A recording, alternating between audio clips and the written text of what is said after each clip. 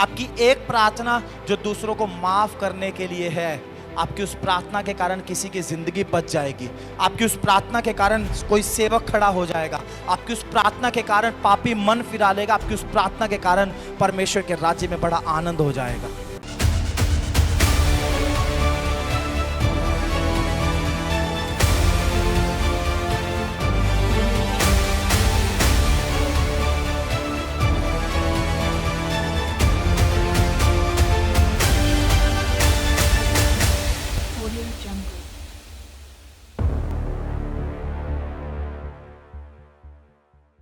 बहुत सारे लोग उपवास भी करते हैं, लेकिन लोगों के जीवन में अक्सर आत्मिक उन्नति भी रुकी रहती है और बहुत सारी आशीषें भी रुकी रहती हैं। इतनी मेहनत करने के बाद, दिन रात भूखे रहने के बाद, दिन रात घुटनों पे बैठकर दुआ करने के बाद भी अगर आपकी लाइफ में स्ट्रगल है, आपके जीवन में संघर्ष चल रहा है, तो कुछ ऐसा है जो प्रभु की इच्छा के खिलाफ आपके जीवन में हो रहा है।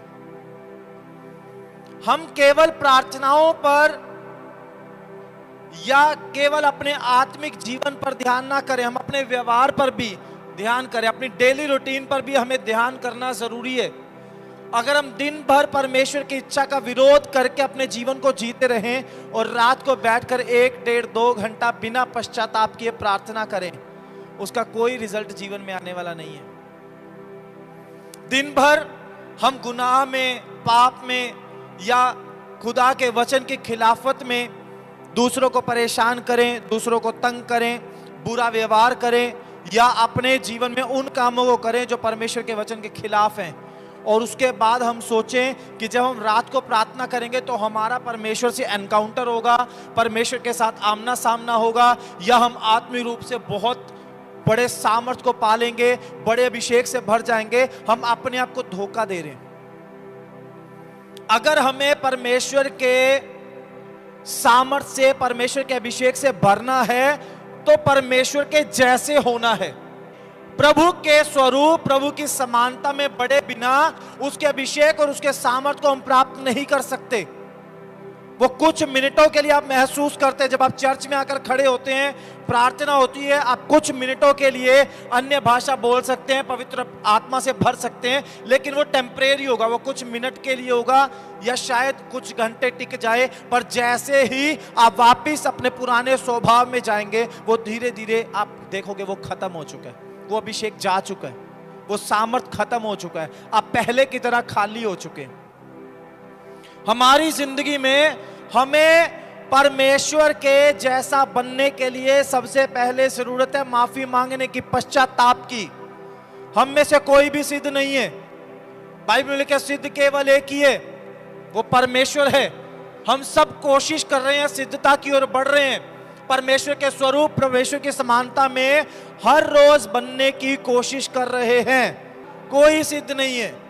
इसलिए जब तक सिद्ध नहीं है तब तक पश्चाताप के साथ जीवन को जीना पड़ेगा, माफी मांगते हुए चलना पड़ेगा।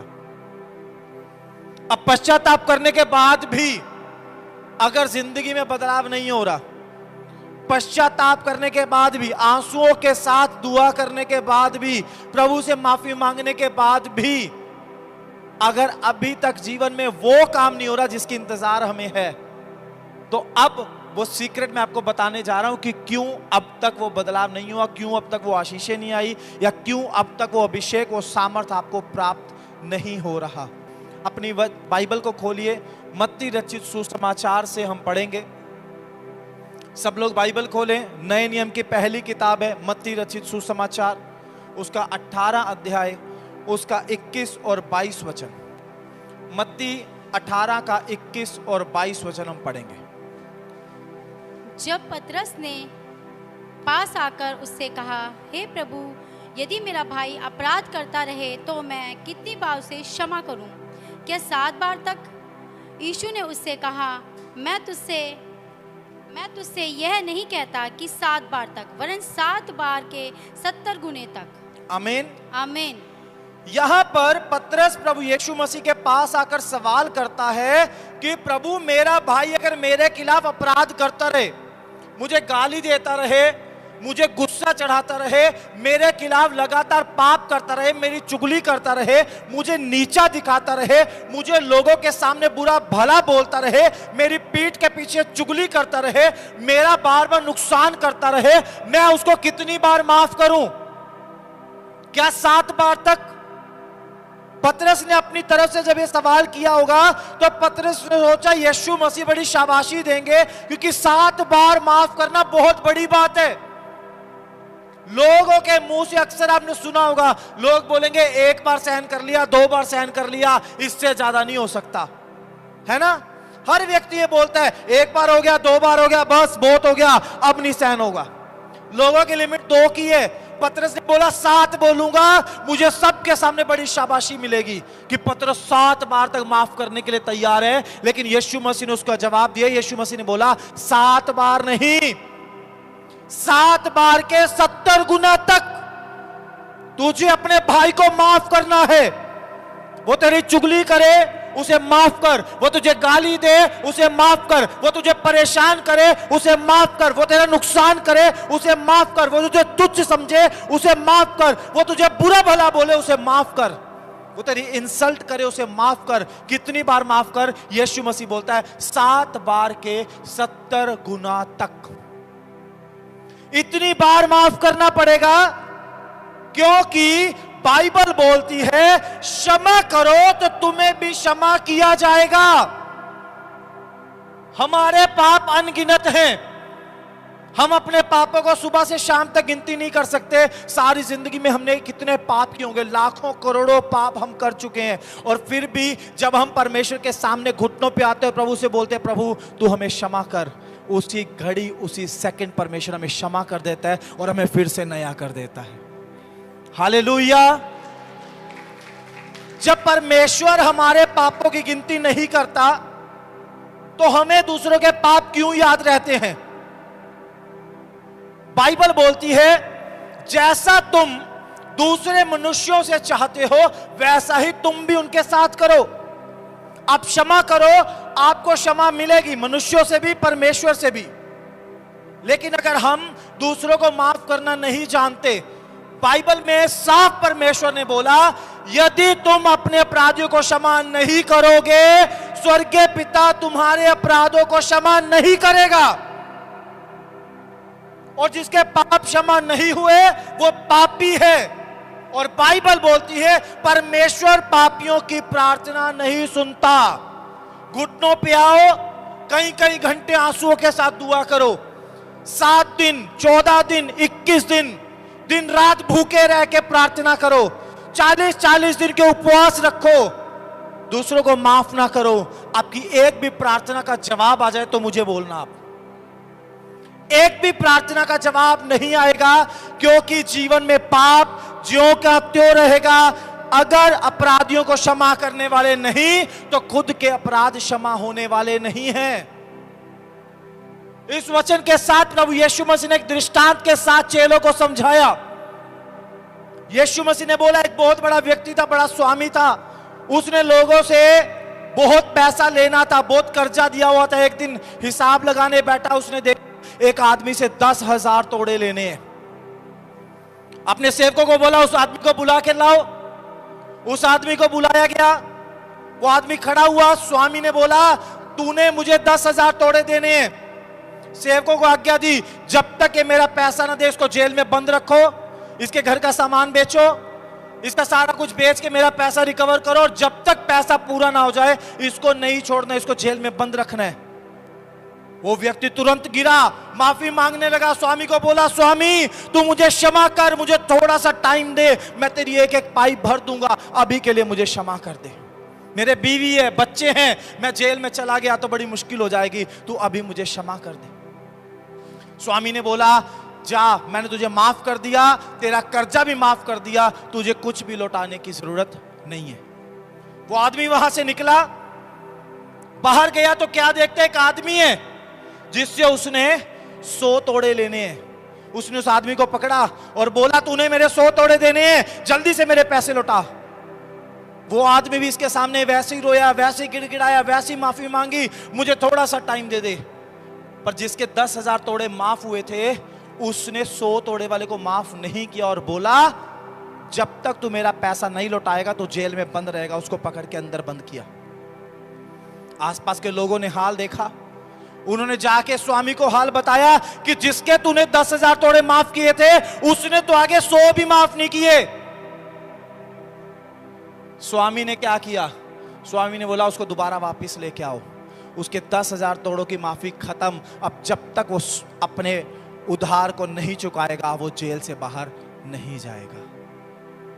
ऐसा ही है, हमारे अनगिनत पाप परमेश्वर माफ करता है, लेकिन हमें दूसरों के 1, 2, 5, 10 पाप याद रहते हैं और सारी जिंदगी याद रहते हैं। हमें पता है वो बुआ की शादी में मेरी ननद ने क्या बोला था, मेरे देवर ने क्या बोला था, मेरे जेठ ने क्या बोला था, पड़ोसियों ने क्या बोला था, रिश्तेदारों ने क्या बोला था। हमें कई साल बाद तक याद रहता है।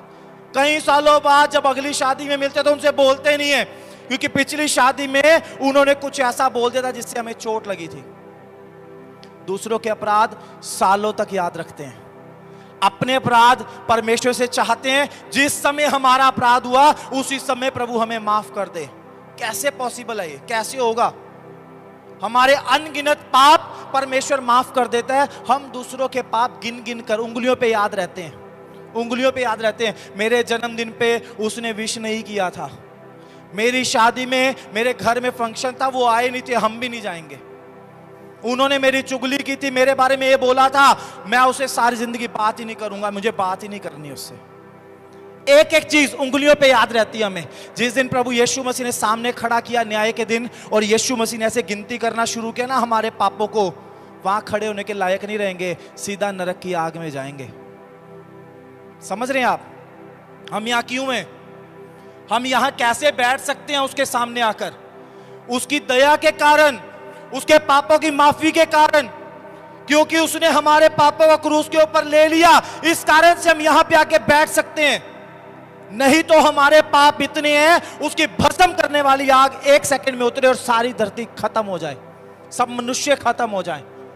ये तो परमेश्वर का धन्यवाद हो जो हम पर क्रोध नहीं करता, हम पर दया करता है। बाइबल बोलती है धन्य है वे जो दयावंत हैं क्योंकि उन पर दया की जाएगी। आप दूसरों पर दया दिखाओगे, परमेश्वर आपके ऊपर दया करेगा। और बाइबल बोलती है जो दया नहीं करते उनका न्याय भी बिना दया के होगा। कितने लोग समझ रहे हैं इस बात को? जब तक दूसरों के अपराधों को क्षमा नहीं करेंगे, स्वर्गीय पिता हमारे अपराधों को क्षमा नहीं करेगा। कितने आत्मिक हो जाएं, कितनी प्रार्थनाएं कर लें, यह बेसिक प्रिंसिपल है, ये बिल्कुल बेसिक बात है बाइबल की। लेकिन अगर आप दूसरों के अपराधों को माफ करना सीख जाओ, मैं आपको बोल रहा हूं आप परमेश्वर के राज्य के लिए बहुत बड़ा काम कर सकते हो यीशु मसीह के नाम से। हमें किसके जैसा बनना है? किसके जैसा बनना है? हमें किसी पास्टर जैसा बनना है, किसी प्रोफेट जैसा बनना है, किसी अपोस्टल जैसा बनना है? किसके जैसा बनना है? प्रभु यीशु मसीह जैसा बनना है। आमीन। तो प्रभु यीशु मसीह जैसा बनना है तो यीशु मसीह ने हमारे लिए सबसे बड़ा उदाहरण खुद दिया। उसने केवल मुंह से नहीं सिखाया, उसने करके दिखाया। क्या किया उसने?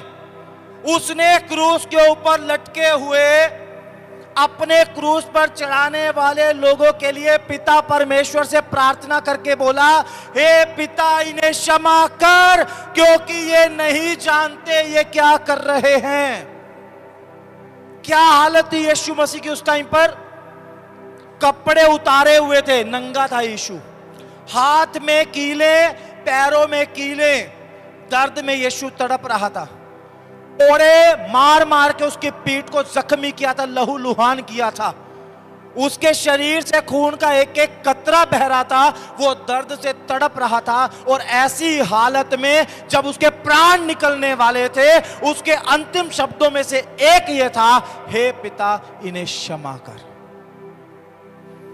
अगर यीशु उन अपराधियों को क्षमा ना करता जो क्रूस पर चढ़ाने वाले लोगों में शामिल थे, वो सब लोग कहां जाते? वो सब लोग नरक में जाने वाले थे। यीशु मसीह ने इतनी बड़ी तड़प, इतने बड़े दर्द, इतने बड़े दुख में भी अपने क्रूस पर चढ़ाने वालों को माफ किया। और उसका उत्तर जानते किस दिन मिला? यीशु मसीह के क्रूस पर चढ़ाए जाने के बाद जब पवित्र आत्मा चेलों के ऊपर उतरा, लगभग 50 दिन के बाद, जब पवित्र आत्मा चेलों के ऊपर उतरा, पतरस ने खड़े होकर प्रचार करना शुरू किया और वो भीड़ नीचे इकट्ठा हुई हजारों लोगों की, जिनको पतरस ने बोला कि तुम लोगों ने प्रभु यीशु मसीह को क्रूस के ऊपर चढ़ाया है। उन लोगों को समझ में आई उन्होंने बहुत बड़ा गुनाह किया और उन्होंने पतरस से पूछा, अब हम क्या करें?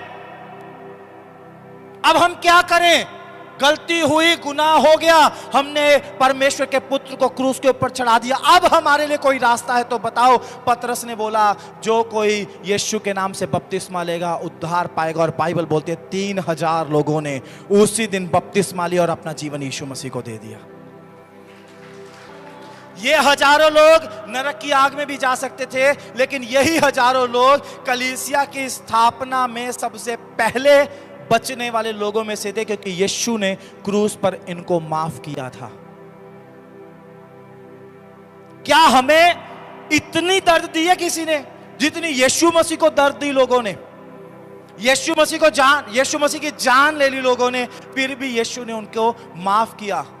आज तक हम जिंदा हैं, प्रभु का धन्यवाद करो। हमें चोट पहुंचाई हो सकती है किसी ने, हमें दुख दिया होगा, हमें दर्द दिया होगा, हमारी चुगली की होगी, हमारी बुराई की होगी, हमारी इंसल्ट की होगी, हमें बहुत बेकार लोगों ने समझा होगा, लेकिन यीशु मसीह जितना दर्द हमें किसी ने नहीं दिया, यीशु मसीह जितनी तड़प हमने अभी तक नहीं सही, यीशु मसीह जितनी कीमत हमने नहीं चुकाई। जब यीशु मसीह अपने अपराधियों को क्षमा कर सकते हैं, तो हमें यीशु जैसा बनने के लिए अपने अपराधियों को क्षमा करना होगा, तभी वो लोग मन फिराएंगे और यीशु मसीह के राज्य के वारिस हो जाएंगे।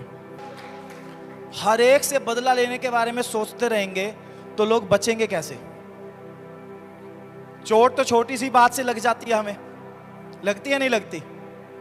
हमारा दिल तो 1 मिनट में दुख जाता है, कोई भी कुछ भी बोलता है हमें बुरा लग जाता है, और हम सोचते हैं परमेश्वर आप पलटा लेने वाले हैं, आपकी भस्म करने वाली आग इसके ऊपर उतर जाए और ये बंदा खत्म हो जाए। बहुत सारे लोग ऐसी प्रार्थना करते हैं, सच बोल रहा हूं मैं आपको, बहुत सारे लोग ऐसी प्रार्थना करते हैं। पड़ोसियों के लिए, रिश्तेदारों के लिए, परिवार के लोगों के लिए, जानने वालों के लिए आप ऐसी प्रार्थना कर रहे हैं, उनके बचने के लिए कौन दुआ करेगा?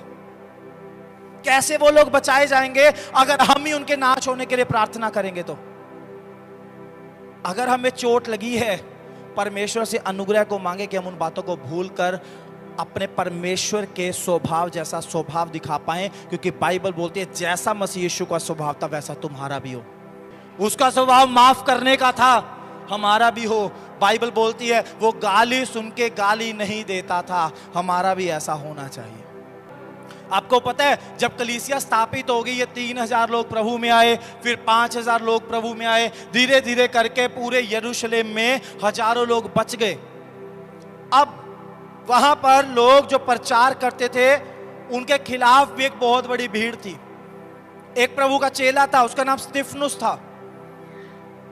स्तिफनुस प्रचार कर रहा था और लोगों ने उसको पकड़ा, उसको महासभा में लेकर गए, महायाजक के सामने किया, उसने वहां पर भी प्रभु यीशु का प्रचार किया। तब भीड़ के लोगों ने सोचा इसको मारते हैं, उसको घसीट कर लेकर गए बाहर सड़क पे और पत्थर उठाए हजारों लोगों की भीड़ ने और स्तिफनुस को मारना शुरू किया। उसको मारते रहे, मारते रहे, मारते रहे। जब उसको बहुत मारते रहे, उसके प्राण निकलने वाले थे, वो पहला व्यक्ति था जो यीशु मसीह के लिए शहीद होने वाला था, प्रभु के राज्य के लिए मरने वाला था। अपने मरने से कुछ मिनट पहले वो बोलता है, परमेश्वर मेरी मौत का दोष इन पर मत लगा, तू इन्हें क्षमा कर, तू इन्हें बचा, तू इन पर दया कर। लोग उसको पत्थर मार रहे हैं, उसकी जान निकलने वाली है और वो उन लोगों के लिए प्रार्थना कर रहे हैं कि प्रभु तू इन्हें माफ कर ताकि ये लोग नाश ना हो, ये नरक में ना जाएं। और आपको पता उस भीड़ में से एक व्यक्ति था, उसका नाम शाऊल था, जो शायद उस टाइम उन सबका लीडर था, मारने वालों का लीडर था। उसका नाम शाऊल था, जो उनको मारने में सहमत था। स्तिफनुस को पत्थर मारे, स्तिफनुस मर गया, वहीं पर उसने अपने प्राण छोड़ दिए। पर उस भीड़ में एक व्यक्ति था, उसका नाम शाऊल था। वो शाऊल लीडर था किन लोगों का? विरोध करने वालों का, कलीसिया के लोगों को मारने पीटने वाला, उनको जेल में बंद करने वाला व्यक्ति था वो। एक दिन जा रहा था एक स्थान से दूसरे स्थान पर, रास्ते में प्रभु यीशु मसीह ने उसको दर्शन दिया और बोला, तू क्यों मेरे लोगों को सताता है, तू क्यों मुझे तंग करता है? उसी टाइम अपने घोड़े से गिरा, बेहोश हो गया, अंधा हो गया। कई दिन के बाद उसको होश आया, किसी ने उसके लिए जाके प्रार्थना की, उसकी आंखें खोली और उसने अपना जीवन यीशु मसीह को दे दिया। पहले उसका नाम शाऊल था, बाद में उसका नाम पौलुस हुआ। और जब पौलुस ने अपना जीवन यीशु मसीह को दिया, आप जानते हो उसने पूरे यूरोप के महाद्वीप में कितने देशों में, कितने शहरों में प्रभु यीशु मसीह के नाम का प्रचार किया और सैकड़ों हजारों लोगों को बचाया और बहुत सारी कलीसियाओं की स्थापना की। किस कारण से? स्तिफनुस ने उसको माफ किया, उसकी प्रार्थनाओं के कारण से। उसी भीड़ में से एक ऐसा व्यक्ति खड़ा हो गया जो स्तिफनुस से भी बड़ा काम करने के लिए परमेश्वर ने चुन लिया। आपकी एक प्रार्थना जो दूसरों को माफ करने के लिए है, आपकी उस प्रार्थना के कारण किसी की जिंदगी बच जाएगी। आपकी उस प्रार्थना के कारण कोई सेवक खड़ा हो जाएगा। आपकी उस प्रार्थना के कारण पापी मन फिरा लेगा। आपकी उस प्रार्थना के कारण परमेश्वर के राज्य में बड़ा आनंद हो जाएगा। लेकिन यहां आज 2000 साल के बाद कलीसिया में अलग अलग बातें होती हैं। अन्य जाति को छोड़ दो, कलीसिया के लोग एक दूसरे की चुगली करने से नहीं रुकते, कलीसिया के अंदर ही लोग एक दूसरे की बुराई करने से नहीं रुकते, कलीसिया के अंदर ही लोग एक दूसरे को माफ नहीं कर पा रहे। अन्य जातियों को छोड़ दो। जब तक हम अपने अपराधियों को क्षमा नहीं करेंगे, स्वर्गीय पिता हमारे अपराधों को क्षमा नहीं करेगा। स्तिफनुस की एक प्रार्थना ने पौलुस जैसे सेवक को बचा लिया, और जब वो खड़ा हुआ तो हजारों लाखों लोगों को उसने बचाया। आमीन। आपको किसी ने कितना बोल दिया, क्या बोल दिया, कितना तंग किया, कितना दुख दिया? इतना नहीं जितना यीशु मसीह को दिया, इतना नहीं जितना स्तिफनुस को दिया, इतना नहीं कि आपके प्राण निकल जाएं, इतना नहीं कि आपको अपनी जान से हाथ धोना पड़े। इतना बड़ा दुख आपको अब तक किसी ने नहीं दिया। उससे कम दिया है। तो कम दिया है तो उस एग्जाम्पल को अपने जीवन में, अपने मन में याद रखो। यीशु ने अपने अपराधियों को क्षमा किया, स्तिफनुस ने अपराधियों को क्षमा किया, और उसी कारण से कलीसिया की शुरुआत हुई है। अगर कलीसिया की बढ़ती का कारण बनना है तो हमें भी अपने अपराधियों को क्षमा करना है, चाहे वो अन्य जाति हो, चाहे वो मसीह में आपका भाई और बहन हो। समझ रहे हैं आप इस बात को? क्या आप समझ पा रहे हैं इस बात को? अगर आप अपने अपराधियों को क्षमा करोगे तो स्वर्गीय पिता आपके अपराधों को क्षमा करेगा। अब स्तिफनुस अगर वहां प्रार्थना ना करता तो शायद वहां पर इतना बड़ा काम ना होता। अगर यीशु मसीह क्रूस के ऊपर प्रार्थना ना करते, वहां पर यीशु मसीह के पास तो अधिकार था, अथॉरिटी थी। यीशु मसीह खुद बोलते हैं, मैं अभी प्रार्थना करूं तो यह स्वर्गदूतों की 12 बटालियन आके खड़ी हो जाएं, 1 मिनट में यीशु को क्रूस से नीचे उतार ले और उस भीड़ को खत्म कर दें। लेकिन यीशु मसीह इस काम के लिए थोड़ी आए थे। यीशु मसीह तो आए ही इसलिए थे कि पापी मन फिराएं और स्वर्ग के राज्य के वारिस हो जाएं। हालेलुया। क्या आप समझ पा रहे हैं इस बात को? माफ करना कितना जरूरी है कलीसिया की उन्नति के लिए, आपकी आशीष के लिए। अगर आप माफ करने वाले नहीं हैं, मैं आपको 100% बोल रहा हूं, बहुत सारी आशीषें आपकी रुकी रहेंगी। आप अपनी जिंदगी में संघर्ष करते रहोगे, आत्मिक उन्नति आप सोचोगे पर आपकी होगी नहीं। मैं लिख के दे सकता हूं आपको, मैं हर एक को बोल सकता हूं, जो व्यक्ति दूसरों को माफ करने वाला नहीं है, उसकी ना तो आत्मिक उन्नति हो सकती है, ना शारीरिक रूप से वो स्वस्थ रह सकता है, और ना ही वो संसारिक आशीषों को प्राप्त कर सकता है, क्योंकि इन सबको देने वाला हमारा परमेश्वर है। जब तक दूसरों के अपराध क्षमा नहीं करोगे, परमेश्वर की ओर से अपराध क्षमा नहीं होंगे, और पापी की प्रार्थना परमेश्वर नहीं सुनता। यह बात बिल्कुल साफ, बिल्कुल तय है। क्या आप समझ पा रहे हैं? दूसरों को माफ करना है, दूसरों को माफ करना है, दूसरों के अपराधों को याद नहीं रखना। माफ करने का मतलब क्या होता है? क्या यीशु मसीह हमारे अपराधों को माफ करके कभी हमें याद करवाता है, तूने उस दिन ये पाप किया था? हमें याद रहता है। व्यभिचार करने वाले को व्यभिचार का पाप याद रहता है, शराब पीने वाले को शराब याद रहती है, गाली देने वाले को गाली याद रहती है, झूठ बोलने वाले को झूठ याद रहेगा। उसको याद रहेगा उसने कितनी बार झूठ बोला, कितनी बार शराब पी, कितनी बार गाली दी, कितनी बार व्यभिचार किया, कितनी बार गलत काम किए, खुद को याद रहेगा। लेकिन जब आप एक बार यीशु मसीह से माफी मांग लोगे, परमेश्वर कभी आपको याद नहीं करवाएगा, क्योंकि बाइबल बोलती है परमेश्वर हमारे अपराधों को क्षमा कर देता है। वो हमारे अपराधों को अपनी पीठ के पीछे फेंकता है और मुड़कर नहीं देखता। परमेश्वर बोलता है तुम्हारे पाप चाहे लाल रंग के क्यों ना हो, हिम के समान उजले हो जाएंगे, चाहे अर्गवानी रंग के क्यों ना हो, ऊन के समान श्वेत हो जाएंगे। हालेलुया। कितने गहरे पाप, कितने बड़े पाप क्यों ना क्यों हो, परमेश्वर बोलता है वो सारे पाप माफ हो जाएंगे। एक रियल गवाही आपको बता रहा हूं। एक व्यक्ति, अफ्रीका कंट्री की गवाही है, एक व्यक्ति जेल में बंद था लगभग 50 और कैदियों के साथ। उस जेल में जो दुनिया के, उस देश के सबसे बड़े अपराधी होते थे उनको रखा जाता था, और सिर्फ उन लोगों को रखते थे जिनको फांसी की सजा हो जाती थी। फांसी देने से पहले उस जेल में शिफ्ट कर देते थे उनके साथ, ताकि जिस को फांसी देने जल्लाद उस जेल में जाए और बारी बारी से सबको फांसी दे दे। लगभग 50 लोग उस जेल में थे। एक प्रभु के दास उस शहर में गए हुए थे बहुत बड़ा क्रूसेड करने के लिए। जो ऑर्गेनाइजर थे उस क्रूसेड के, उन्होंने प्रभु के दास को बोला कि यहां पर एक जेल है, क्या आप उसको विजिट करना चाहते हैं? उन्होंने बोला हाँ मैं जाना चाहता हूं, मैं वहां प्रभु का प्रचार करना चाहता हूं। ये प्रभु के दास वहां पर पहुंचे, वहां पर यीशु मसीह के बारे में प्रचार किया। और जब प्रभु यीशु के बारे में प्रचार किया,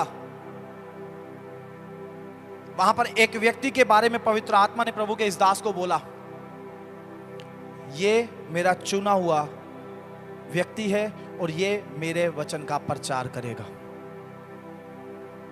प्रभु के दास ने अपने उससे जो साथ में क्रूसेड ऑर्गेनाइजर थे उनसे बात की कि इस व्यक्ति के बारे में प्रभु ने मुझे बोला इसको मेरे सामने लेकर आओ।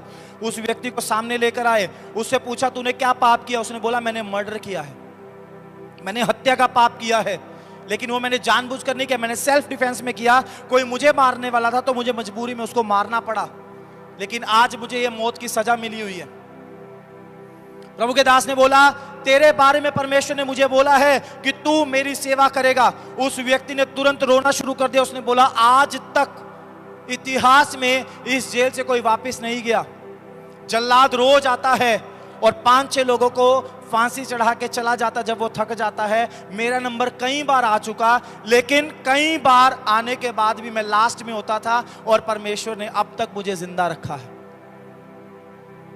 उस प्रभु के दास ने बोला कोई बात नहीं, परमेश्वर ने बोला है, परमेश्वर तुझे यहां से निकालेगा। प्रभु के दास उस जेल से बाहर निकले, उस शहर के मेयर से मिले। शहर के मेयर को बोला कि इसके बारे में परमेश्वर ने मुझे बोला ये परमेश्वर की सेवा करेगा। मेयर ने बोला ऐसा पॉसिबल नहीं है, हम इसको जेल से बाहर नहीं निकाल सकते, आप जाओ। प्रभु के दास वहां से आ गए। लगभग 4 साल के बाद फिर से प्रभु के दास वहां पर पहुंचे, उसी शहर में क्रूसेड करने के लिए। और जब मीटिंग खत्म हुई, एक व्यक्ति प्रभु के दास के पैरों में आके गिरा और रोने लगा। उसने बोला क्या आपने मुझे पहचाना? प्रभु के दास ने बोला नहीं, मैंने आपको नहीं पहचाना और शायद हम कभी पहले मिले भी नहीं है। उसने बोला हम पहले मिले हैं, आपने मेरे लिए भविष्यवाणी की थी कि मैं परमेश्वर का दास होऊंगा, मैं वही हूं, मेरा नाम रिचर्ड है। आपने मुझे पिछली बार जेल की वर्दी में देखा था, इसलिए आप मुझे पहचान नहीं पाए। अब मैं पास्टर हूं और परमेश्वर की सेवा इस शहर में करता हूं। वो परमेश्वर ऐसा परमेश्वर है, वो ऐसे पापों को क्षमा करने वाला और नया जीवन देने वाला परमेश्वर है। हम रुकावट बनते हैं अपनी आशीषों में और दूसरों के बचने में। हमारा स्वभाव आत्माओं को बचाने वाला होना चाहिए, आत्माओं को नाश करने वाला नहीं। अगर हम केवल परमेश्वर का क्रोध मांगेंगे दूसरों के लिए, उसी क्रोध से हमारा न्याय भी होगा। अगर हम दूसरों के अपराध क्षमा नहीं करेंगे तो स्वर्गीय पिता हमारे अपराध क्षमा नहीं करेगा। दूसरे ने दिल दुखाया हमारा, हम तुरंत परमेश्वर का न्याय मांगना शुरू कर देते हैं। प्रभु तू उसका न्याय कर, प्रभु तू उसको दिखा, तू भस्म करने वाली आगे, प्रभु तू दिखा। तेरा वचन बोलता है तू पलटा लेने वाला परमेश्वर है, तू बदला लेने वाला परमेश्वर है। तू उससे बदला ले प्रभु, मैं तेरी बेटी हूं, मैं तेरा बेटा हूं। तू दिखा उसको कि मैं तेरा चुना हुआ हूं। इस तरह से हम अपने आप को दिखाना चाहते हैं। होना क्या चाहिए? होना यह चाहिए कि मैं उन सब लोगों को माफ करूं जिन्होंने मुझे दुख दिया, जिन्होंने मुझे पीड़ा दी। अगर परमेश्वर के चुने हुए हैं तो वो जरूर बचाए जाएंगे। अगर परमेश्वर के चुने हुए नहीं है तो भी खुदा का न्याय खुदा के समय पे आ जाएगा। लेकिन मेरा काम क्या है? मेरा काम क्या है? दूसरों को माफ करना। दूसरों को, उनके अपराध को मैं याद नहीं रख सकता। अगर मैं उनके अपराध को याद रखूंगा, परमेश्वर मेरे अपराध को याद रखेगा। मैं उनको माफ नहीं करूंगा, परमेश्वर मुझे माफ नहीं करेगा। आशीषें रुक जाएंगी, ब्लेसिंग खत्म। आप कठोर होंगे, न्याय कठोरता से होगा। आप दया दिखाएंगे, आपका न्याय दया से होगा। कोई सिद्ध नहीं है, सारे पापी हैं, सारे गुनाहगार हैं, सारे गलत कामों को करने वाले हैं। हर एक को माफी चाहिए, हर एक को परमेश्वर की दया चाहिए। इसलिए मैं चाहता हूं आज से आप दूसरों पर दया दिखाओ, दूसरों को माफ करो, ताकि परमेश्वर आपको माफ करे और आपकी जिंदगियों से ये जो स्ट्रगल है ये खत्म हो जाए। ये छोटी छोटी चीजों को लेकर जो संघर्ष करना पड़ता है खत्म हो जाए। आप एक नए सामर्थ को, एक नए अभिषेक को प्रभु यीशु मसीह में प्राप्त करो, जो अभी तक रुका हुआ है। और जो आशीषें प्रभु ने आपके लिए रखी हैं, आप उनको अपने जीवन में ले पाओ। जब तक माफ नहीं करोगे, आप इन सब चीजों से बहुत दूर रहने वाले हो। आज माफ करना है। सभी भाई बहनों को जय मसीह की। अगर आप दिल्ली या दिल्ली के आसपास रहते हैं तो आप सब जरूर आएं लिविंग ग्रेस चर्च दिल्ली में। अधिक जानकारी के लिए दिए गए नंबर पर संपर्क करें।